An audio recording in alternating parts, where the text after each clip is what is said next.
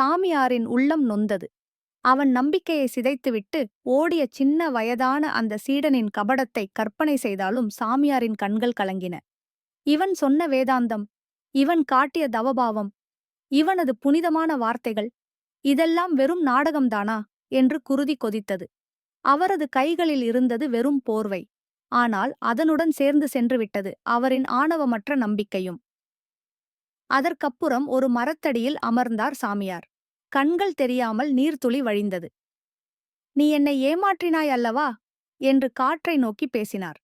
அந்த நொடியிலே அந்த ஊரிலிருந்த சிலரின் முகங்கள் நினைவுக்கு வந்தன. ஒருவர் அவனைப் பார்த்து, "இந்த பையனை கவனமாக பாருங்கள் சாமியாரே, இவன் நடையிலேயே ஏதோ ஏமாற்று இருக்கிறது" எனக் கூறியதையும், மற்றொருவர், "நல்ல பையன் போலவே இருக்கிறான், ஆனா நம்மைப் போலவே உங்களையும் ஏமாற்ற வேண்டுமோ?" என்று சந்தேகத்துடன் கூறியதையும். ஆனால் சாமியார் நம்பிக்கையை மட்டுமே தெய்வமாகக் கருதி சந்தேகத்தை பாவமாகக் கருதியவர். சிறிது நேரம் அமைதியாக அமர்ந்திருந்த பின் சாமியார் நின்று எழுந்தார். தனது போர்வையை சுருட்டி எடுத்தார். "இது போதும், இனி இந்த வாழ்க்கையையே மாற்ற வேண்டும்" என்றார். அந்த நாள் முதல் சாமியார் பணம் சேகரிப்பதையும் அதை பாதுகாக்கும் பயத்தையும் முழுமையாக கைவிட்டார். அவர் போர்வையிலிருந்து அந்த சிறு பையை எடுத்தார்.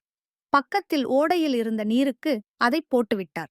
அதில் இருந்த சின்ன சின்ன நாணயங்கள் ஒலிக்க ஒலிக்க ஓடையில் சுழன்று சென்றன.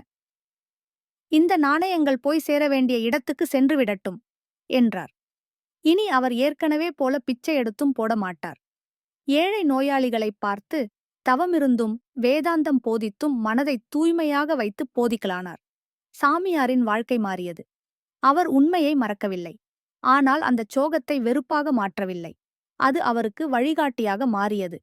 பல ஆண்டுகள் கழித்து அந்தக் கள்ளச்சீடன் ஒரு நகர மாடிக் கட்டடத்தின் அடியில் பிச்சை எடுத்தபடி வாழ்ந்து கொண்டிருந்தான். வாழ்க்கை அவனை கீழே தள்ளிவிட்டது.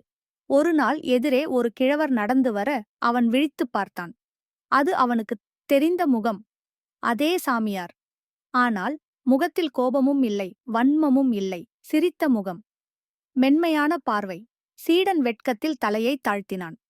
"சாமி" என்று மட்டும் கம்பிக் குரலில் சொன்னான்.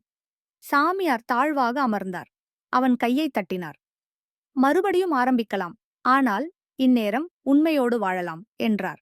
இந்தக் கதையின் முடிவில் நம்பிக்கையின் வீழ்ச்சி ஒரு மனிதனை மாற்றினாலும் மன்னிப்பின் உன்னதம் மனிதரை மீண்டும் உயர்த்தும்.